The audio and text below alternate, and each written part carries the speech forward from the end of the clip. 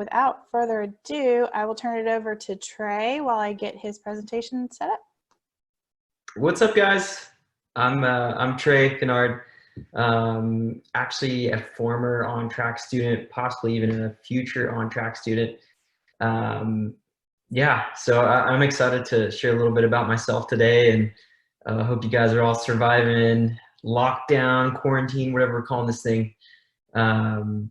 So yeah, I'm looking forward to it. Can't wait to spend some time with you and get to hear your questions, and then also just to share, about myself, and hopefully you get to know me in a different way if you don't know me already. And I hope it's ends up being a really fun thing for you, and at least break up some of this boredom that we get from COVID-19 or whatever we're going to call this thing. So yeah, I'm ready to get going if you guys are. Great. We'll wait for your presentation to pop up. Tasha is like the wizard in The Wizard of Oz, and she just kind of puts it all together. And the woman behind the curtains. Yeah.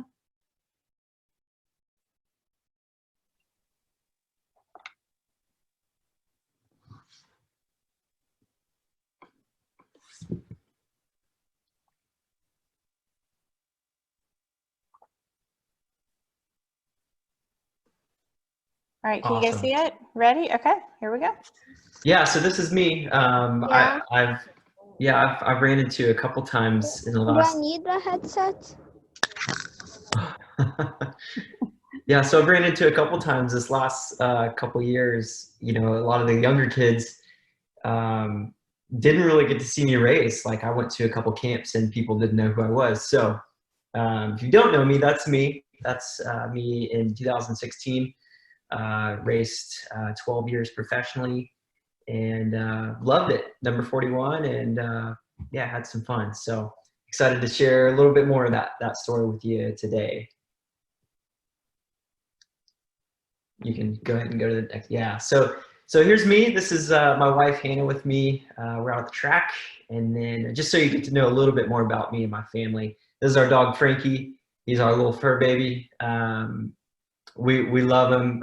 We hope to have kids someday, but for now he's our man, and as you can see, he's pretty spoiled. But so that's us. That's our crew. Obviously, I have my mom, and then two brothers, one younger, one older, and then my dad, who'd passed away when I was young as well. So this is where I grew up, Oklahoma. If you guys don't know.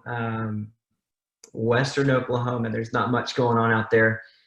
I put a picture actually of a rodeo from my hometown. That's kind of what happens in Western Oklahoma. You're either at the rodeo or you're playing football. That's actually a picture of my younger brother playing football. But not a lot going on in Western Oklahoma.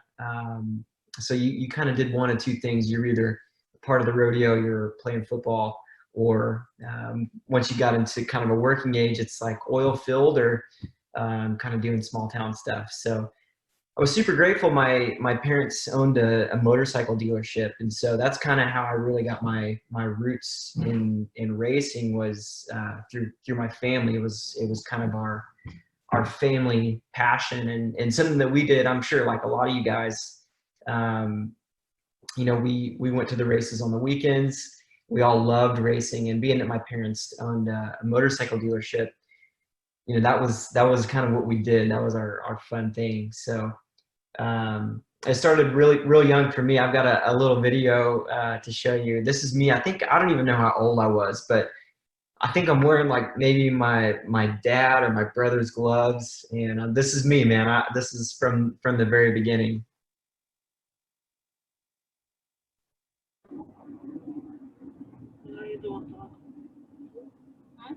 You're sharing video.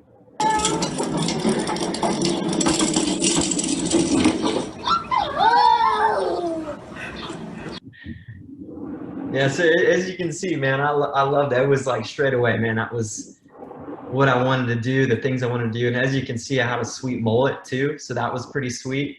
It was the early 90s, so mullets were actually in. They were pretty cool. So I actually didn't know I had a mullet until I watched this video, but I'm pretty excited that I figured that out today. Actually, Tasha pointed that out to me. So But it was just a picture of me, my dad, and then my older brother.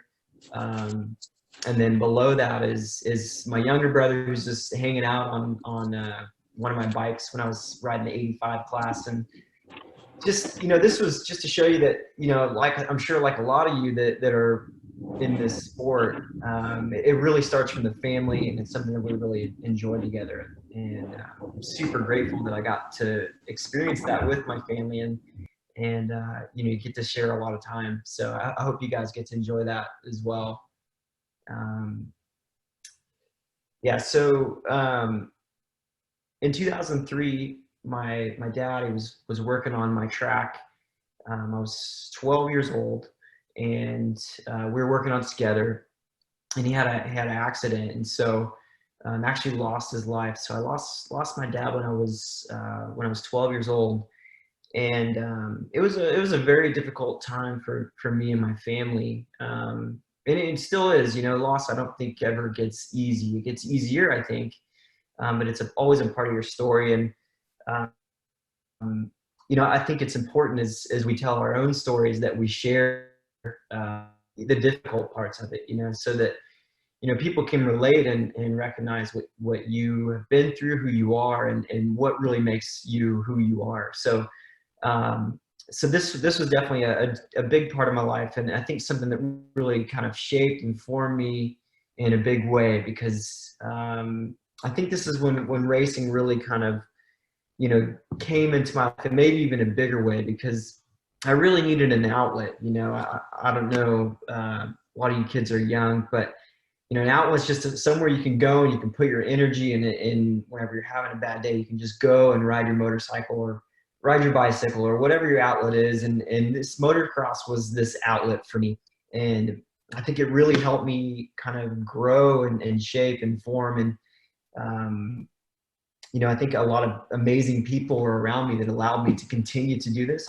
Obviously it was difficult, just with my mom and, my brother and that kind of thing. So it really propelled me forward, and I was able to, kind of do well in the amateur scene. I was always, at this point, before 2003, I was pretty good.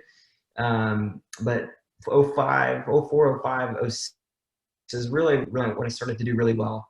And I think a part of that is I really had a lot of energy and a lot of focus, because of that loss that I could really put into something I love, which was racing. And so at the end of 2006, I won my first Loretta Lynn's championship, which was something I never thought I would do. I'd been there several times, had never won, had never really done well. But in 2006, I won both motos, or both classes I was in, all motos, and then kind of the same thing in 2007, and was able to sign my first professional contract, which I really, didn't really think was something that was possible. So I did that, and I was 16 years old, right? And so I'm sure a lot of you can relate to this, but at 16 years old, I was supposed to be at all the races. I was supposed to, I think race.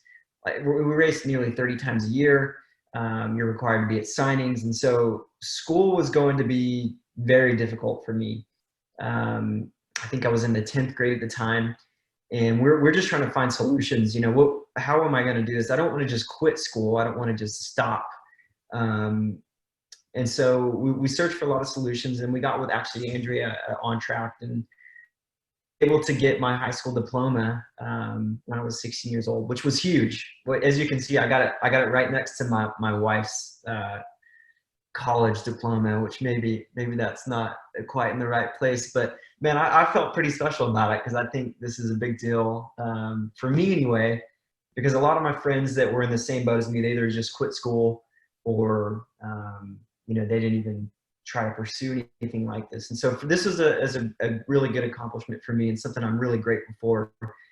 And something that I really, as I look at the next generation of our sport and all sports, man, I just want to see people pursue their education, because this sport does end, all sports end at some point, and you're really going to need something that's going to help you in that time. And not only that, man, something I've learned, my wife is an education major, and she talks about all the time about how she wants to teach math, you know, and I'm like, man, why do you need math? It's just, I mean, you just got the simple stuff. You don't really need the other stuff. But she talks to me about all the research that talks about, you know, developing critical thinking and all this kind of stuff. And so, you know, I don't want to be too big of a salesman on this, but man, I truly believe in this, and man, it's such a blessing in my life, and I'm such a proponent of education, because it's huge. I think it's really going to make a big difference in your life, even whenever it doesn't seem like it will. I remember being like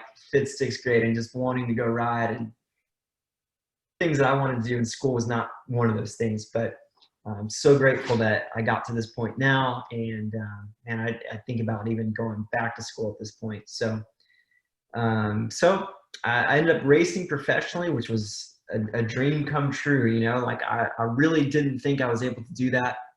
I had so many great people that really helped propel me and show me a lot of things that really shaped and formed me to be able to be this person. And so I was really excited, man. I was able to win a lot of races. I won a couple lights championships, the 2008 East Coast Supercross Championship and the 2010 Outdoor National Championship, as well as I was a part of the 2010 Motocross of Nations team we were able to win, which was exciting.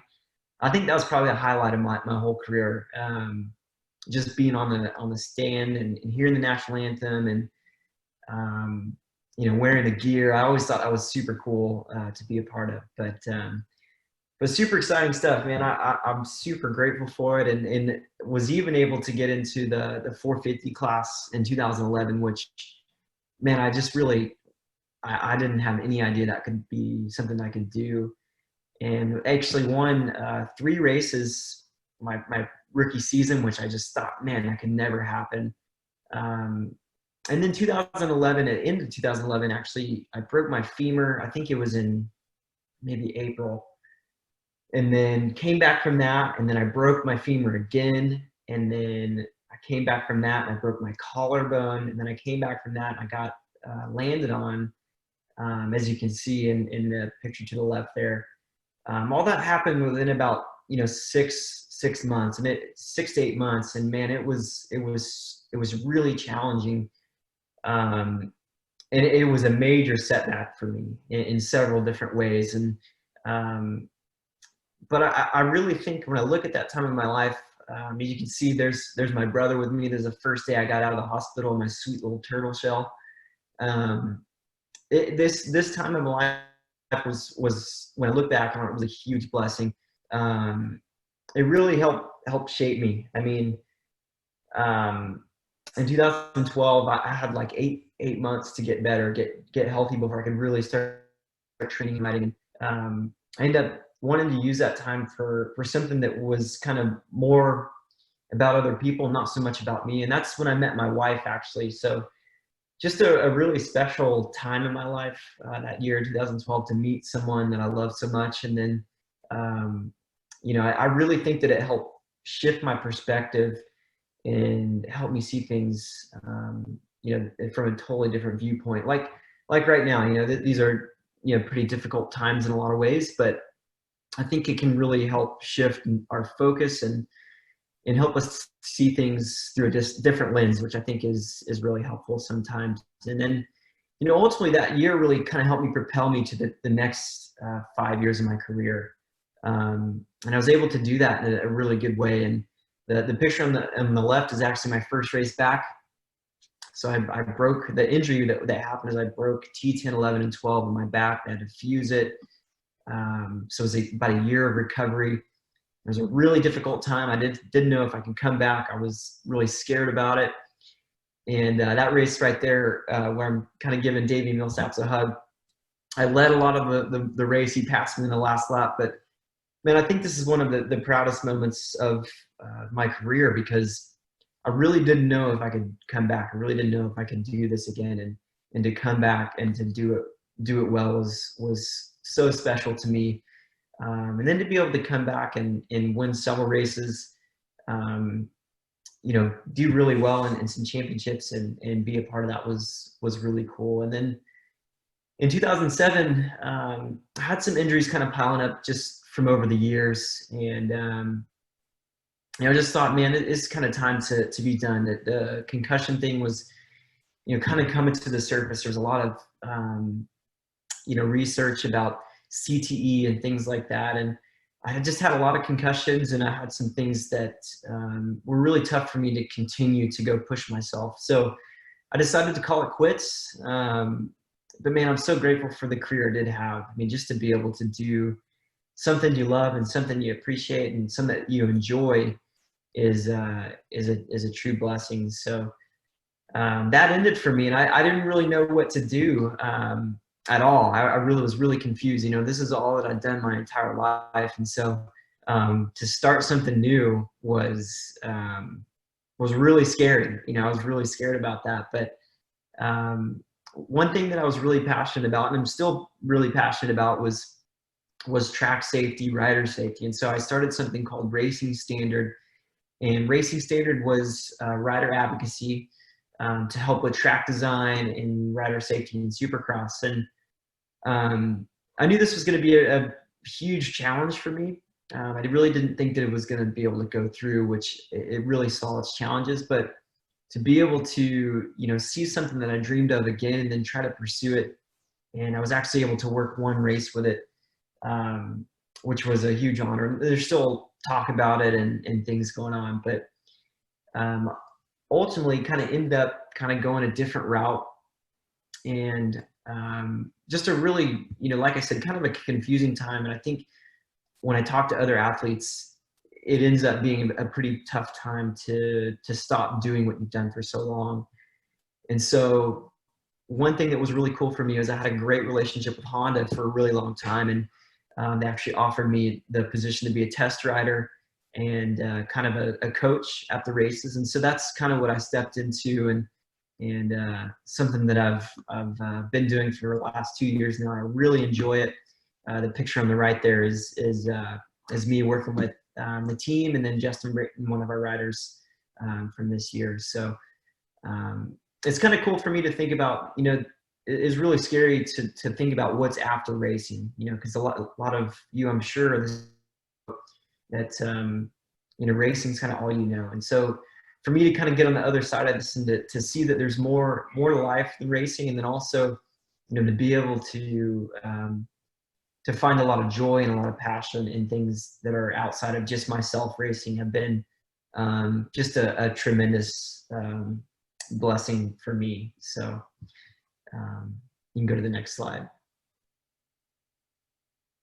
Yeah, so I just wanted to get a few, I guess, nuggets, you could call them, kind of from my story. And these are things that I think have really helped me. I think I've learned a lot from a lot of these things.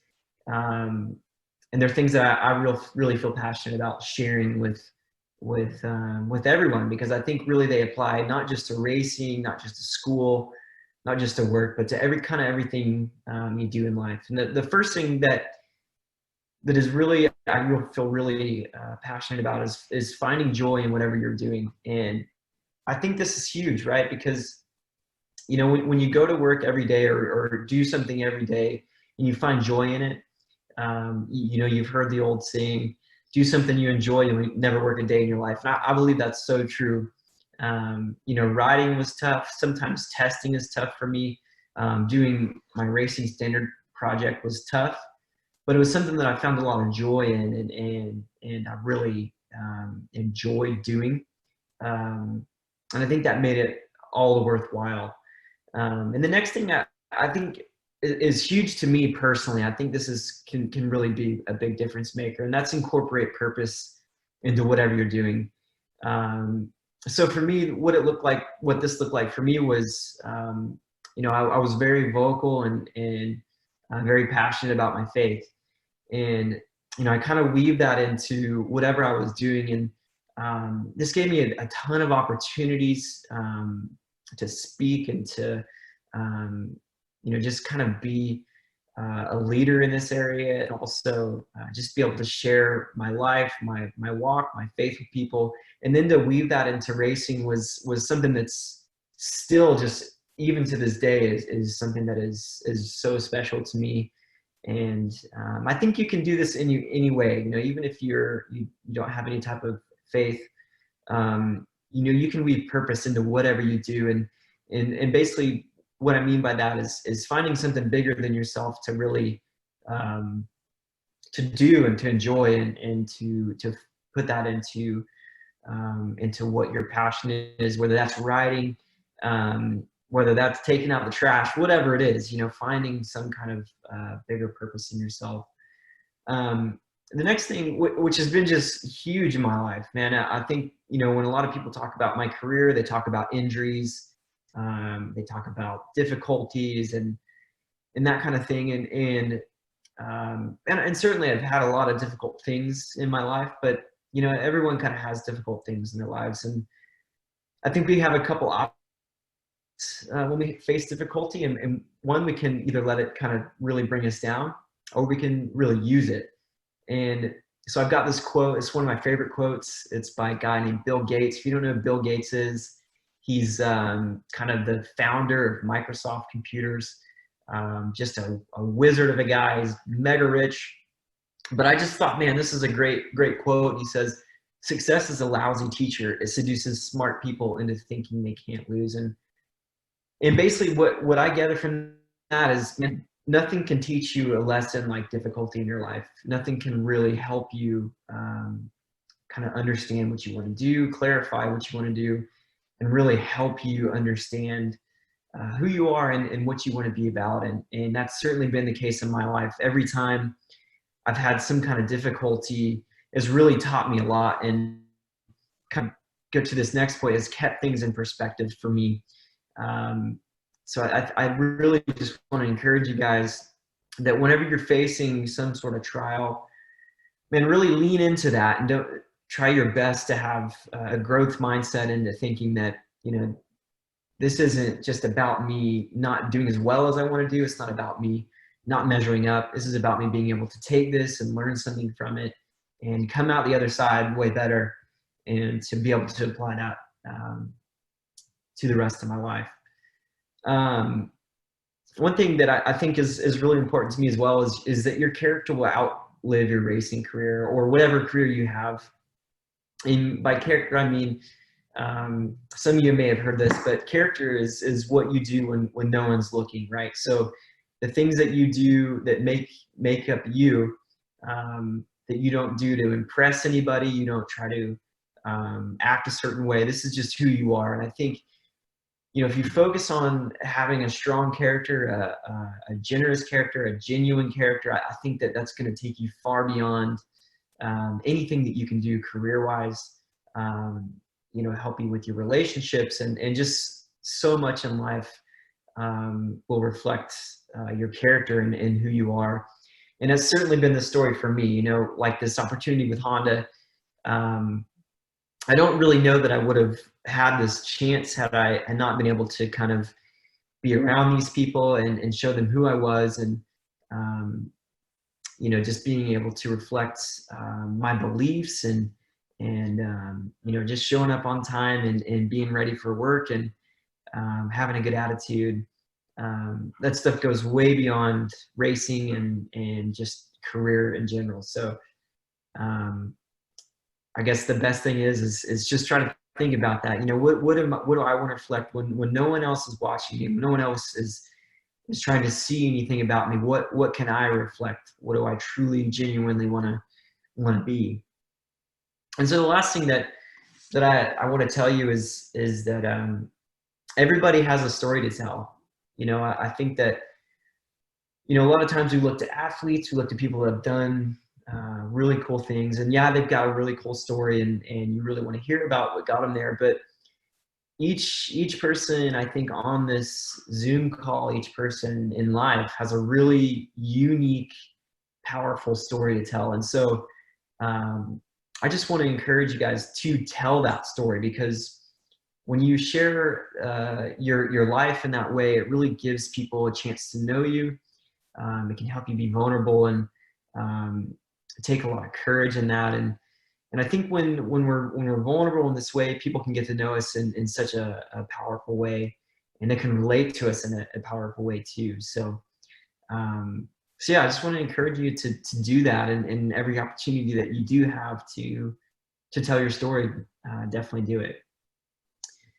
I think the last thing I have here is it's a video that Honda had done for me when I retired, and this kind of goes along with the character thing that I was talking about, because companies don't generally do this type of thing for racers, and I'm not trying to have a big head or anything like that, but just as an example, when you have character, or whenever you can be genuine and really try to reflect well, I think it can go a long ways and really kind of help you establish friendships, relationships, and that was certainly the case for me and Honda. And so this video would just kind of be some highlights from my career, and more than anything, I just wanted to show that, man, whenever you do this and try to really have strong character, it can make a big difference in all your relationships and all the things you do. So check it out.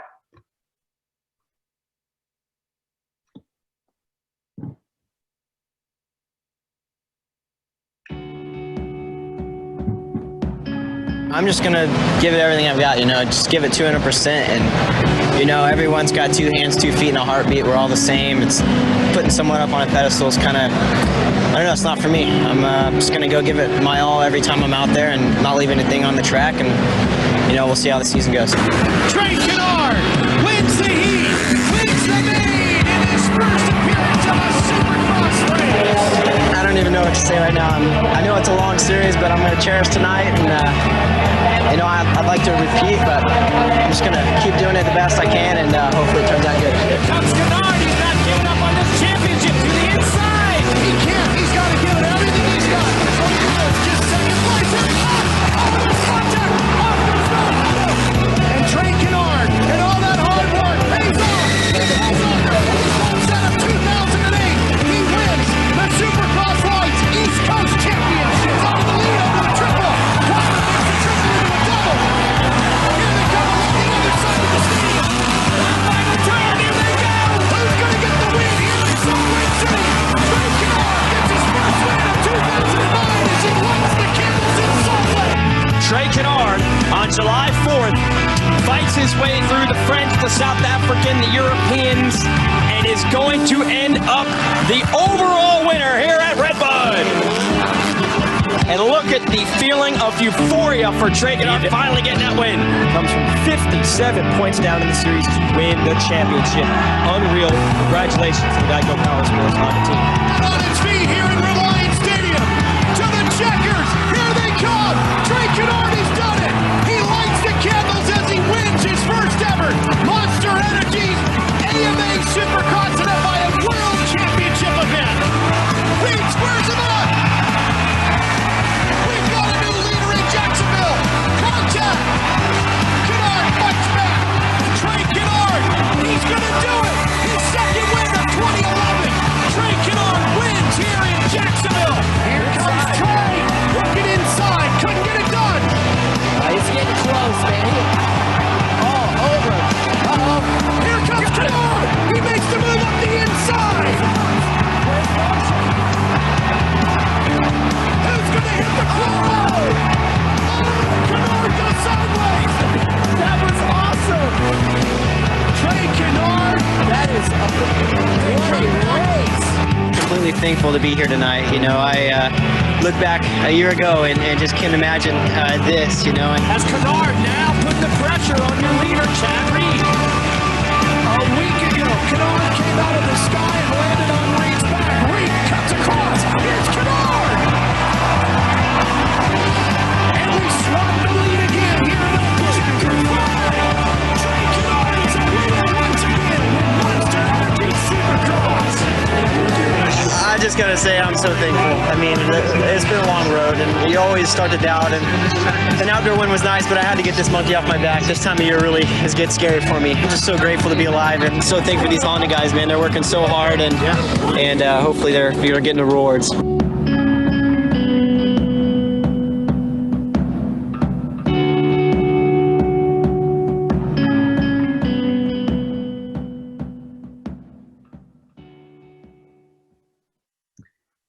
Yeah, so that last little bit there was kind of the huge thing for me. Was able to ride for Honda for 10 years, which this sport, man, I'm just so grateful that was able to happen, and to have the relationship with him that I did, and then just to see, thank you for 10 years of hard work and friendship. So that's what I mean about the character thing. It can really go a long ways, and yeah, just super grateful to be able to share that with you. Hope you enjoyed it, and excited to hear some questions. Well, Trey, I just have to say, watching that last part of the video and your whole presentation, I've always been so proud of you. But that was just so cool what you put together. And you're just so humble and giving, and I think that goes so far in everything that you've done. My gosh, you graduated 12 years ago. I pulled out your old graduation, that card we had head of the class, and it's on my Facebook story today, but that was just such a great job. I'm really proud of you. Thanks. Yeah, and I'm super grateful to be able to hang out with you guys, and man, that's been 12 years ago. That's been a minute. Just a minute.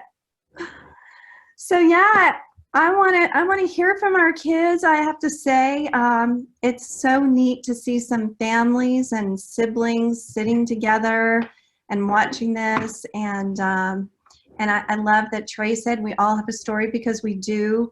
And before all of that success, there was a lot of hard work and sacrifice, which makes it that much sweeter. So please put your question down in the chat, and we will go ahead and call on you so that you can unmute your mic and speak to Trey.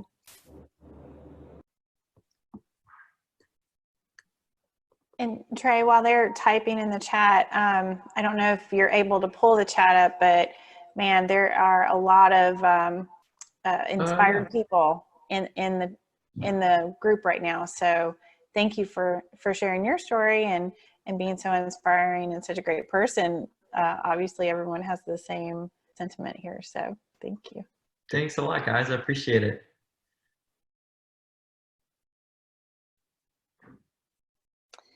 Don't be shy now. Great opportunity. Okay. Oh, you got one? Yeah, go right ahead. Take it away, Trey. In the blue shirt? Zach, do you want to unmute your mic and ask your question? If not, we can read it for you. Okay. Yeah. Oh, what advice would you give to up-and-coming riders? What advice? Yeah, so I get this one quite a bit. It's usually from the parents, but yeah, I'll do my best. So the first thing I would say, how old are you? 15. 15, yeah. So 15, let me think back to when I was 15. The biggest thing that I would say, there's several things, but the first thing I would say is, man, do not forget why you started riding in the first place. I mean, it's so easy, especially, in this day and age. When I was a kid, we didn't really have many training facilities.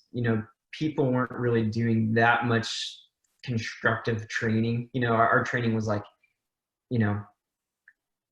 running a mile or something. Nowadays kids are on full training programs, and so my first bit of advice is just do not forget why you started riding a motorcycle, and that's because it was fun and it's something you enjoyed to do. Because it's really tough. I mean, when I was racing, man, it got really hard, especially when things got more competitive, to go to the track and just go throw a whip, or even just be joyful and hang out with your friends. And so that's the first thing. The second thing is, man, do hard stuff. Like it's I don't know if there's any easy way to say this, but do the stuff that is difficult for you, you know. And what I mean by that is, man, sometimes it's really hard to get out of bed and do your training, eat the right stuff, do your motos. It's even hard to get rest sometimes, and rest is such a big part of that. But do hard things, you know, and whenever you don't want to do them, just think back to this and say that to yourself: do hard things. I got to do hard things. So have fun and do hard things. All right, thanks, man. Yeah, no worries. I think, let's see, Sam Bird, if you want to unmute, you can ask your question to Trey. So when you were injured from getting landed on, what kept you pushing through all the pain and the surgeries? What kept you going? Yeah, that's a great question, man. And I got to be honest, like this, I really want to answer this in a good way because I think a lot of times we see, you know, kind of the people that we admire or you know, stories and things like this, and we just think, you know, that it was kind of a breeze, and you know, people just really didn't have any low times and that kind of thing. And man, I just got to tell you that, man, it wasn't like that for me. It was really difficult. There was a lot of days when I really doubted and you know, I really wasn't sure if I even wanted to race anymore, and very difficult. And I think one thing that it was just huge for me was having great people around me. You certainly can't do much in life alone, you know, and to have people around me that can keep me having high spirits and keeping my eyes focused and you know, kind of giving me hope for what could happen, what could possibly happen. That was huge for me. But I think another thing is just there was little goals along the way, you know, like the first thing was just to like get up and walk, you know, like that was like, man, if I could I just want to get up and I just want to walk. And it just evolved from there, you know. Maybe the next thing was I want to ride a bicycle, and then it was, okay, I want to start training a little bit. And so if I could just kind of keep tacking these little things off, they eventually built into one big thing, and I was able to come back. So hopefully that answers your question decently. Thanks. Yeah, no worries. Awesome. Okay, Liam McGuire, you're up next.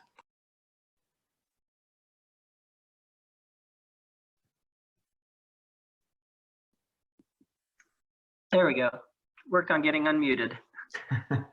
So our question is, what does, yeah, this is the McGuires, Mike, Chris, and Liam. So we were interested to know what it was like from an educational perspective while you were training. What did on-track school look like for you as you were training on a regular basis? You know, what was a typical day like? Yeah, so I did, I was homeschooled, started in the 5th grade, so I did, or 6th grade, so I did 6th, 7th, 8th, 9th, and 10th.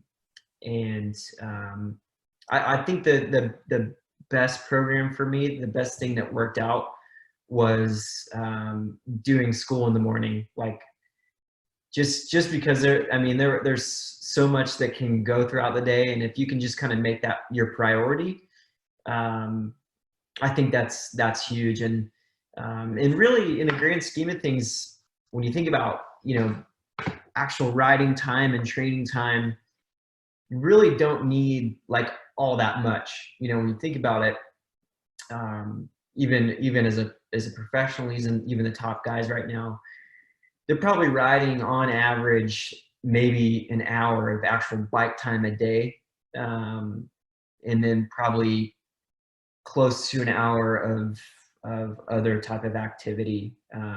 And sometimes it's just maybe around an hour of riding, which, you know, at the track, it translates to, you know, a few hours. But I guess my point is that, you know, you really don't need just a whole day of training to do this really well. And I think you can really work that around, you know, your afternoon, you know. So I think if you can just make school your priority in the morning, and that way you're consistent and can make sure that you get that done and can stay consistent with it. I think that's huge. That was huge for me anyway. And obviously that changes with races and that kind of thing. But I think as long as you can be consistent and, you know, that was really helpful for me. Thank you. Yeah. Awesome. Samantha Davis, you're next. So whenever you were younger, did you ever what did you do to like block out the people that like didn't believe in you? Can you repeat that one more time? What did you do like whenever you were younger to like kind of block out the people that didn't believe in you? Oh man, yeah, this is a good one. I've always, you know, when I was a kid, I was really fiery, you know, like my parents used to say like I had red hair, you know, like I was just fiery. But I've always, for whatever reason, like just have liked underdogs, you know, like when I watch movies, like that's what I want to see. I'm all about that Rocky, you know, tell me I can't do it and I'll prove you wrong kind of thing. So I always just try to use it for motivation. You know, not just to tell people, hey, I told you so. But I could really use that as fuel to go, that's what they think, but you know what, I want to believe something different. And so I really use that to kind of fuel my passion even more. And then just realize that no one knows you like you know you. You know, it's really easy for someone on the outside to say things about you, especially when you do something well. There's a lot of people that have a lot of critical things to say. And if you can tune out those voices and listen to the voice that really matters, which is yours, that's the most important thing, I think. Okay, thank you. Yeah. Thanks. Okay, Ben Lemansky, you're up. If racing didn't work out, what would like be your backup plan? Dude, I have no idea. I really don't. I've talked to my wife about this so many times because, you know, during that kind of hard time when I lost my dad, not to go super serious here, but I mean, it really was like the thing that I could do, and it was my outlet, you know? So I don't know what I would have turned to if I didn't have that, you know, whether it was drugs or alcohol or whatever. I just really don't know. So for me, like, it's hard for me to even think what I would have done. But being where I was from, I was probably gonna, I don't know, end up in the oil field. That's like a big thing in nowhere in Western Oklahoma. I don't know. There's a lot of cattle ranches out there. Maybe I would have been a cowboy. I don't know. That would be kind of cool, actually. What was your favorite year of racing? Favorite year, I think 2011 Supercross series for me was like, it was I think the most exciting racing that I've ever done. I think up to the like 3 rounds from the end, there was 5 of us who were within 20 points of the championship. And I was for the first time racing with, you know, guys like Chad Reed, James Stewart. So I was just happy to be there. You know, I was all excited about it. Thank you. Yeah, thank you very much. Thanks. Okay. All right, Tom, you're up. What age did you start riding at? Yeah, so it's very rare. I think pretty rare that people have a memory from when they're 3 years old, but I do, and it was the first time that I rode.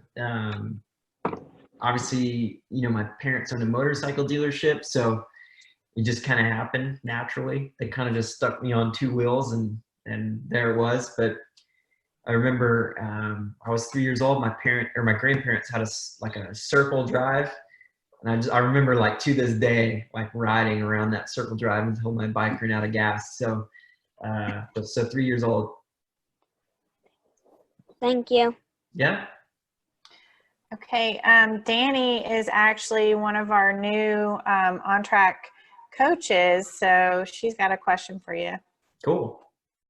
All right, so you mentioned earlier about the consistency, and you were saying how you earned your diploma and you were really excited, and I absolutely love that. So what would you say to our students who are determined in their sport to be as determined in their studies? Oh man, yeah. So I said something earlier to do hard things, and man, I think that's what you've got to do. I mean, it's like, there was days when I was training and maybe it's mid-season and man, you've been on an airplane. I mean, you race every single weekend, 15 weeks in a row, and the last thing you want to do is get up in the morning and get on your bicycle and you're like, man, I don't want to eat this food. Like, I'd way rather just go to Dairy Queen and have a Blizzard, like. So I would just say do hard things, because they really do pay off. And so I think if you can realize that, you just got to do even the things that you don't feel like doing. And that can really, man, be such a huge blessing, because you might not feel like doing it then, but if you establish that routine and that consistency, man, it can really build on huge things for you. So do hard stuff. Awesome. Thank you. Yeah, thanks. All right, Vanessa Gleason, you're next. Did you ever get to a point of your life that you might have thought of giving up in your sport? Yes. Yeah. No, there were several times. When I was younger, I think the first time I really remember this, I was 12 and I just lost my dad, and I could just see that it was really tough on my mom, to take me and my brothers, and it was really tough. And so I just thought, man, I don't know if this is really worth it. But I had a lot of really good people to encourage me. And I think in 2012 was also a time that was one of those times. It was just a scary crash, which I think we've all had.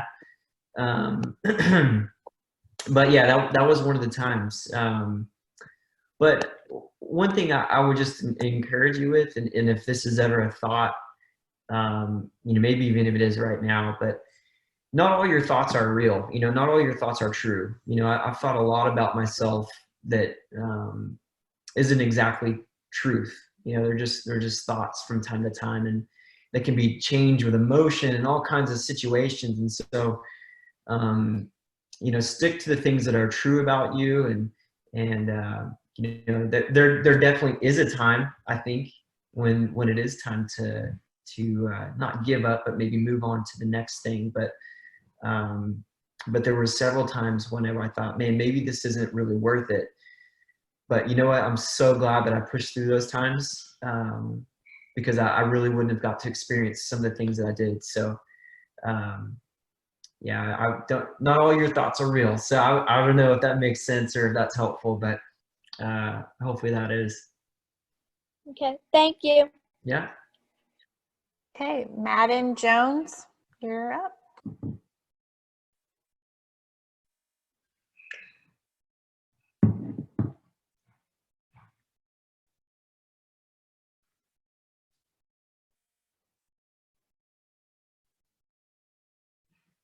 Madden, you have to unmute your mic. You want me to do that for you? Oh, yeah, unmuted.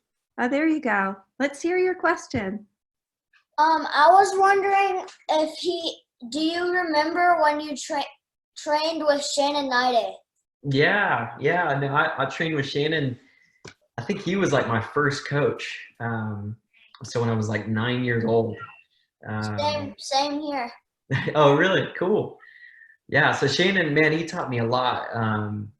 There's a lot of things that in life in general that you just need to know the foundations and the basics of things. And people talked a lot about my technique and my form, and I got to give all that credit to him. He's my first coach. So yeah, he talks about you and Dungy a lot. Yeah, he worked with a lot of really good guys. Taught us all a lot. Thank you. Yeah, no problem. It's like Sam Bird has another question for you. So, what is the best piece of advice for someone wanting to get into motocross, but they don't have very much money, or they're relying on someone else, and they just can't really afford the high quality stuff? Yeah. So I think there's a couple things that come to mind, but the first thing is you don't really need the best to become the best. I think I watched a little bit of Ricky Carmichael's time on here. He shared some things at the webinar, and he showed a picture of him just riding in a riding area, which is basically free. I grew up, most of my riding when I was probably 9 to 15 was in a field. I would just go into a field and make a turn track, and I just kind of use what I had available to me. And so you don't need like the best training facility. You don't need the best bike. You don't need the best gear. If you just have something and you want to make the most of it, that's what you got to do. And that can actually even make you much better, I think, in the long run.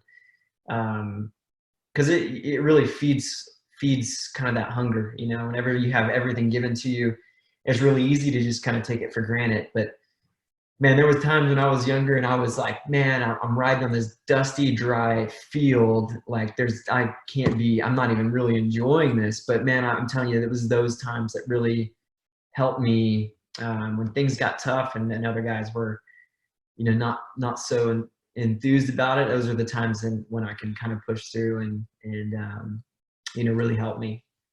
But the other thing too, it's never too early to learn about budgeting. It's never too early to learn about money management. So I think if you can, try to invest in that, there's a lot of really good material out there that can help you learn money management, which can help you your whole life. So. All right. Thanks. It looks like Zach Johnson has a question. Go ahead. It's actually his mom's question. Yeah. So the one down here at the bottom, what advice do you have for racers? So I don't know if that quite made sense, but I'm sure from just riding from a young age and maybe living in an area where, all the kids know each other, racing, everybody kind of develops at different places. And I think that kind of changes as kids get older and are racing, and it's kind of a mental game. Mm-hmm. Like some kids start getting faster. What would your,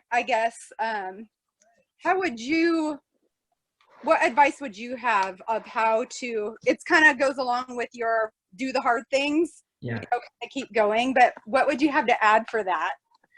Yeah. So, I mean, man, like I mentioned earlier, my wife is getting a master's degree in elementary education. And one of the big things they talk about is what is age appropriate, so we all develop and change and especially physically. Like, I don't know if you guys know this rider, his name's Tyler Bowers. Yeah. When Tyler Bowers was 13 years old, he looked like a man, like he had like a 5 o'clock shadow when he was like 11 years old. Where I was like, man, I was still like a pudgy little fat kid till I was like 16. So we just all develop at different rates, especially in that, 8 to basically 20 years old. We're all so different. So I think take that in mind. But for me, I think your original question was like huge for me, even like towards the end of my career, was that I really wanted to focus on the effort and not so much the result. And because I know that there was one thing that I could control, and that was my effort. Where, if my goal is just to win a race, there's several things that are really outside of my control.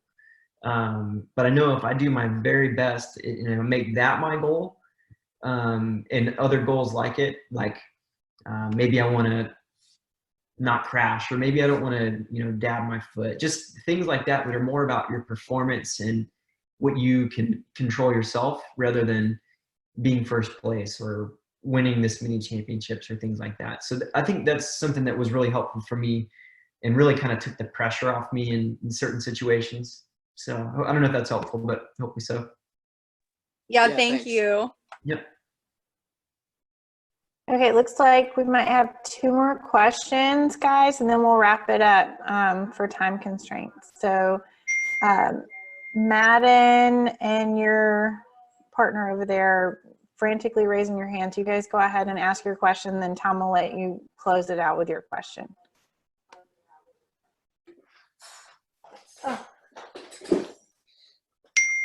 So, when did you decide you wanted to go pro? Oh man, that happened really young. Like, man, there was you guys won't know of this, but there was this video when I was a kid, and it was called Terra Firma. And we had these things called VHS tapes, and man, I will watch it over and over and over again. And Jeremy McGrath was the guy on it, and I was like, man, I just got to be like that guy. So I really wanted to be a pro, like since I was like 5 or 6.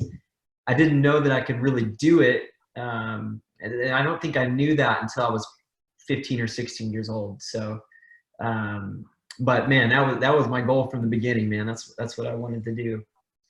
All right, he has a question now. Okay. How did you get over like all your nerves? My nerves. Oh man, this is good. So we all have nerves, right? Like every single one of us has nerves. So you have them bad? Yeah, I think we all do. Like I really do. And I think the one thing that's important is to realize that that's a really good thing.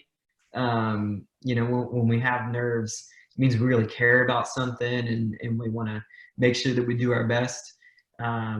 But when you're sitting on the gate and you feel the butterflies, just try to think about what you're doing right now. That's for me, that's just stay in the moment. So what I mean by that is, don't think about, you know, the jump or the rhythm section or the whoops or whatever it is, and focus on what you got to do right in this moment. So when you're sitting on the gate, that's get ready for the gate to drop. You know, whenever you're hitting a turn, okay, what do I got to do through this turn? What do I got to do through this rhythm section? So just staying in the moment at all times is the best thing I can say for nerves. And then, like I mentioned earlier with goals, just focus on doing your best, you know, and not worrying so much about, you know, who you got to do well for, or how good you're going to do, or if you're going to get 5th, or if you're going to win, or that kind of thing. So Yeah, like don't be looking at what could happen or what will happen.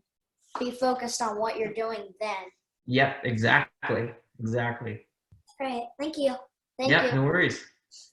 Very wise, Madden. That was a very wise statement. I think we can all learn from you today, too.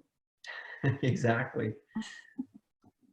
All right, so Tom is going to ask his question, and then we'll wrap it up with Trey. What was your favorite track to ride on? Oh man, my favorite, like race or just ride? Just ride. Just ride. So whenever I was racing, I had a track at my house, and man, it was like the funnest track ever. Like when the rain was just right and the dirt was good, like man, I would ride that track all day long. So that was probably my favorite, just to ride. To race, I really like the track called Millville. I don't know if you know this one, Spring Creek. It was my first national. My last national, actually retired there. But I love it, man. It's such a cool track, just a cool place to go. Thank you. Yeah, no worries. Great. Awesome, great, guys. Go ahead, Andrea. Great questions. They were wonderful. And that's like the best part, right, Trey? When you get to see all these students asking, and parents, I love parents asking questions, just having that opportunity to have a conversation with you, because you are, you know, an amazing person. Everybody is an amazing person, like you said, with a story. So, you know, I was thinking back today of you and Michael winning that pit bike race when I first met you, and I want to say that was at Mosier Valley. Yep. And you were both on Team Green, and I think Michael was like 8. Yeah, I remember that. And he's going to be 29 this year. So, yeah, thank you so much. And thank you to everybody that came and participated today. And we want to wish you all stay safe, stay well, find some positive things to do. You can look on our website. We've got some virtual field trips coming. You know, you can explore virtually anywhere.